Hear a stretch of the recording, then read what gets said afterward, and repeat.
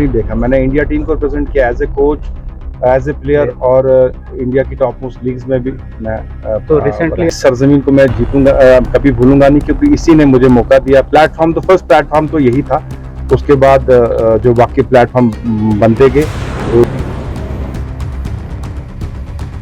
Study and sports दोनों साथ में चलेंगे, दोनों साथ में चलेंगे तो हाईएस्ट अचीवमेंट होगी। यहाँ के बच्चों में टैलेंट बहुत ज़्यादा है। हर गेम में आप लगा लीजिए कि अगर मार्शल आर्ट हो या वॉलीबॉल हो, क्रिकेट हो, बेसिकली हमें ज़रूरत है कहीं जाने की, एकेडमीज में जाने की, बाहर।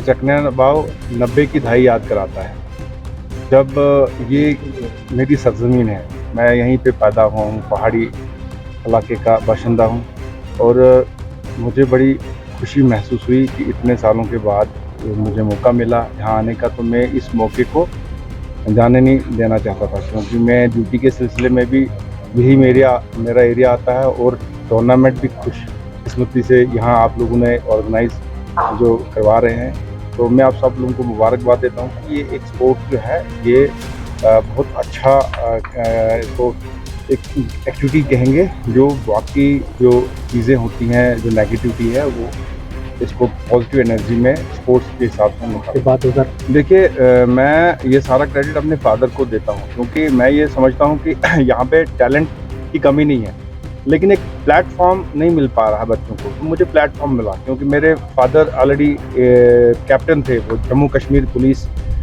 के और स्टेट के कैप्टन थे, तो उन्होंने मुझे वहीं पे एजुकेशन मेरी वहीं पे हुई। तो 3 साल अरसे में हॉस्टल में था, वहाँ उसी हॉस्टल में प्रैक्टिस करता रहा, और मेरी जो परफॉर्मेंस थी, क्योंकि नेचुरली यहाँ पे फिटनेस लेवल देखिए ना, हम इस पहाड़ी पे रहते और मेहनत मशक्क़त हमारे सभी जो बच्चे करते हैं, तो हमारा नेचुरल फिटनेस एक जो होता है, हाई एल्टीट्यूड ट्रेनिंग कहेंगे नेचुरली होती है। तो जब हम वहाँ जाएंगे तो हम एक्सेल ज़्यादा करेंगे, और फिर मुझे वहाँ एक्सपोजर इतना मिला कि मैं पीछे मुड़कर नहीं देखा। मैंने इंडिया टीम को रिप्रेजेंट किया as a coach, as a player, और इंडिया की टॉप मोस्ट लीग्स में भी मैं तो रिसेंटली आप अहमदाबाद 2018-20 जी अहमदाबाद अभी उसका मैं कोच था, तो फॉर्चुनेटली हम मैच जीते, मेहनत मशक्क़त वो काम आई, लेकिन इस सरजमीन को मैं जीतूंगा, कभी भूलूंगा नहीं, क्योंकि इसी ने मुझे मौका दिया। प्लेटफॉर्म तो फर्स्ट प्लेटफॉर्म तो यही था, उसके बाद जो बाकी प्लेटफॉर्म बनते गए, तो ये मेहनत का नतीजा था, और मेरे पेरेंट्स खासकर मुझे बहुत सपोर्ट किया। देखो, बच्चों को सपोर्ट करना बड़ा ज़रूरी है, लेकिन बच्चों ने भी फिर खाली अगर वो स्पोर्ट्स ही खेलेंगे, स्टडी भी साथ में रखनी है। स्टडी एंड स्पोर्ट्स दोनों साथ में चलेंगे तो हाईएस्ट अचीवमेंट होगी। यहाँ पे इस टाइम जियोग्राफिकल रीजन ऐसा है कि ये थोड़ा मैक्सिमम पहाड़ी है, तो यहाँ पे मैदान कम है। अब स्पोर्ट्समैन के लिए क्या चाहिए, बड़े बड़े मैदान, वो मिल नहीं पाएंगे। गवर्नमेंट भी अपना एफर्ट कर रही है, मैक्सिमम एफर्ट कर रही है, जितना इंफ्रास्ट्रक्चर वो देना चाहती है। देखो, क्रिकेट का तो आप खुद ही बखूबी अंदाज़ा लगाएं तो चकनाड़ वाव या चमलवास में या कहीं जगहों पे तो नहीं बन पाएगा, अलबत्ता बनहाल में बन पाएगा, रामबन में, घूल में। तो कुछ चीज़ें हैं जो हम लैक करते हैं, लेकिन ऑब्वियसली एक वक्त आएगा, एडमिनिस्ट्रेशन ये चीज़ नोटिस करेगा, तो यहाँ क्रिकेट भी बनेगा और इंफ्रास्ट्रक्चर भी बनेंगे, वॉलीबॉल भी बनेगा। कोशिश जारी है। देखो, एडमिनिस्ट्रेशन को भी हम रूल आउट नहीं कर सकते। फाइनली यूथ, आपने 16 ईयर्स का एक्सपीरियंस आपका कोच में रहा, और आपने काफ़ी जो स्किल्स प्लेयर्स को अफोर्ड किया, आपका जो एक्सपीरियंस है वो अनवन एक्सपीरियंस रहा। तो क्या मैसेज देने का, खासकर यहाँ के यूथ जो है, रामबन डिस्ट्रिक्ट के यूथ को क्या हिडन्स हैं, टैलेंट्स ओपन नहीं आ रहा, तो क्या मैं ये एक मैसेज दूंगा यहाँ के यूथ को कि जो भी स्पोर्ट्स आप लेते हैं, देखिए यहाँ पे basically infrastructure as compare to Kashmir या जम्मू तो नहीं है ना, लेकिन आप हमारे एक चिनाब खिता में इस खिते को मानूंगा, रामबन ही नहीं, इसको मैं डोडा भद्रवाह सब, क्योंकि एज ए स्पोर्ट्समैन एक मैं इसको थोड़ा ज़्यादा वसी नज़र से देखूंगा।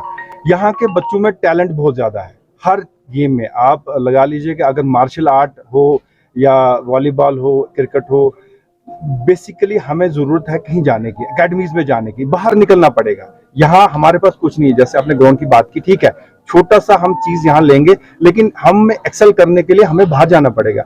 हमें अपने आप को उस लेवल पे बनाने के लिए हमें इंफ्रास्ट्रक्चर चाहिए जो हमें बाहर मिलेगा, और वहां जाने के लिए हमें जब तक कि यहाँ नहीं बनेगा, यूथ को मैं यही कहूंगा कि यूथ कंप्लीटली स्टडीज में भी ध्यान दें, और जो आजकल जो बहुत इन्वॉल्व हैं हमारे ड्रग्स में वगैरह, इस चीज से अवॉइड करें और बाहर जाएं, और अपनी कहीं भी जहां मेरी जरूरत होगी मुझे आप बताएं, कहीं क्रिकेट की, वॉलीबॉल की जहां एकेडमीज होगी, हम यूथ को वहां भेजेंगे, वहां स्टडी भी होगी और साथ में अपना स्पोर्ट्स कैरियर भी बनाएंगे। Thank you very much. सबसे पहले मैं सजाद हुसैन मलिक साहब का बहुत शुक्रगुजार हूँ कि जिनको टेलीफोनिकली हमने कांटेक्ट किया और ये तशरीफ़ लाए हमारे इस इलाके में, एक खुशाइन बात है।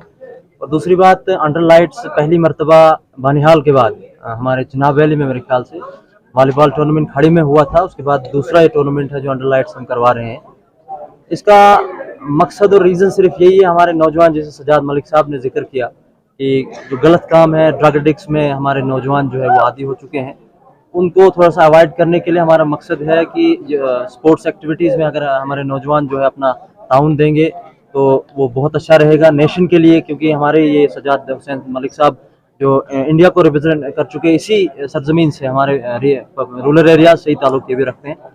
इसके साथ साथ मैं मज़ीद एक बात ऐड करना चाहूँगा कि इस टूर्नामेंट के पीछे दूसरा मकसद ये है कि प्लेटफॉर्म जैसे हमारे पास नहीं है, इंफ्रास्ट्रक्चर की कमी तो है, इसमें कोई शक नहीं, लेकिन प्लेटफॉर्म हमारे पास नहीं, और हम यहाँ से इंशाल्लाह शुरुआत कर रहे हैं प्लेटफॉर्म देने की। और इन एरियाज़ में, खासकर रूरल एरियाज़ में अगर वॉलीबॉल के हवाले से बात करेंगे तो बेइंतहा जो है टैलेंट है, लेकिन उसको एक पुश देने की ज़रूरत है। इंशाल्लाह हम उम्मीद करेंगे इस टूर्नामेंट से मज़ीद उनको जो है हौसला अफजाई हो। इस टूर्नामेंट में मेरे ख्याल से 24 से 30 के दरमियान में टीमें जो है पार्टिसिपेट करेंगी, और यहाँ के दर्शक आप देखेंगे जब टूर्नामेंट शुरू होगा, आज इनॉग्रेशन जी, ये थ्रू आउट इंडिया टूर्नामेंट हमने रखा है।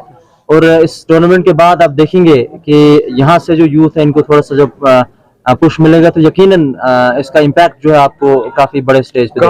इसमें श्रीनगर की, कुलगाम डिस्ट्रिक्ट की कुछ टीमें हैं, जम्मू से कुछ टीमें आ रही है, और रामबन डिस्ट्रिक्ट से, और बहुत सारी जगहों से टीमें आ रही है, और कुछ प्लेयर्स यहाँ के ऑनर्स है वो जो टीमों को बाहर से ला रहे हैं। तो उम्मीद करते हैं कि यहाँ के दर्शकों को एक अच्छा टूर्नामेंट देखने को मिले।